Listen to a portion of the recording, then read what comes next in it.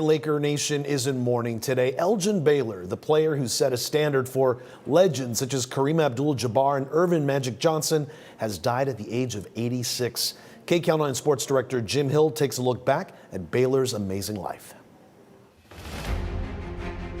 The original high flyer in the NBA, Elgin Baylor stood out among his peers, combining a versatile skill set to leave a lasting mark as one of the game's all-time greats.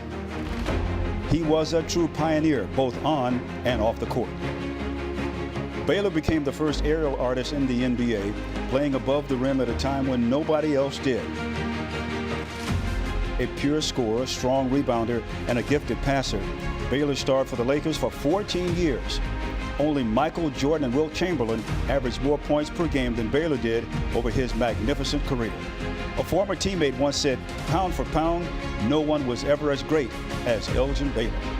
Baylor was also one of the first black stars in the NBA. And just as impressive as his basketball legacy was the way he faced discrimination and racism throughout his career, doing so with the same strength and grace as he handled opponents on the floor. Elgin Baylor was born September the 16th, 1934 in Washington, D.C., the youngest of 5 children. Following in the footsteps of 2 of his older brothers, he took up basketball.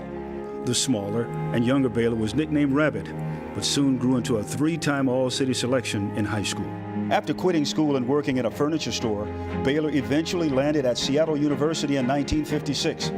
He starred as a 2-time All-American for the Chieftains, and he led them to the 1958 National Championship game, where he was named the most outstanding player despite losing to Kentucky. The Minneapolis Lakers would use the #1 overall pick in the 1958 NBA draft on Baylor. One of the very first black players drafted as a franchise headliner, Baylor took his responsibility seriously, and as a rookie in 1959, was one of the first pro athletes to protest racial injustice, refusing to play in a game in Charleston, West Virginia, when he was not allowed to stay at the team hotel. Baylor's superior athleticism was on display from the moment he donned the purple and gold, leading the Lakers to the NBA Finals and winning Rookie of the Year honors.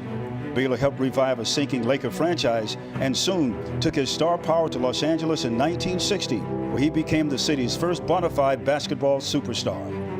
His dunks, mid-air acrobatics set him apart from his contemporaries as Baylor's accolades continued to grow in Los Angeles, where he teamed up with the talented rookie named Jerry West, Mr. Outside to Baylor's Mr. Inside, to lead the Lakers to great success. In 1962, he led the Lakers to the NBA Finals despite only playing in 48 games that season, while also being stationed at Fort Lewis in Washington State, serving in the military reserves. And his 61 points against the Celtics in Game 5 of that series still stands as an NBA Finals record. In 1964, he helped stage the All-Star Game strike that led to the very first pension plan for players in modern sports history.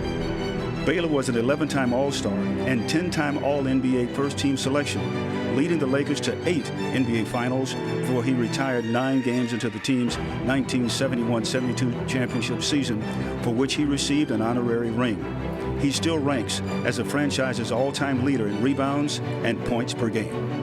Baylor was inducted into the Hall of Fame in 1977, and his number 22 jersey was retired by the Lakers. A bronze statue also commemorates Baylor outside Staples Center alongside fellow Laker greats. As a family man, Baylor had 3 children and was married for 40 years to Elaine. Once referred to as the godfather of hang time, Baylor's flashy and high-flying style revolutionized the game, while his fights against discrimination helped pave the way for black stars in the league. Baylor's legacy and impact may be underappreciated, but he will always be remembered as one of the greatest to ever play the game.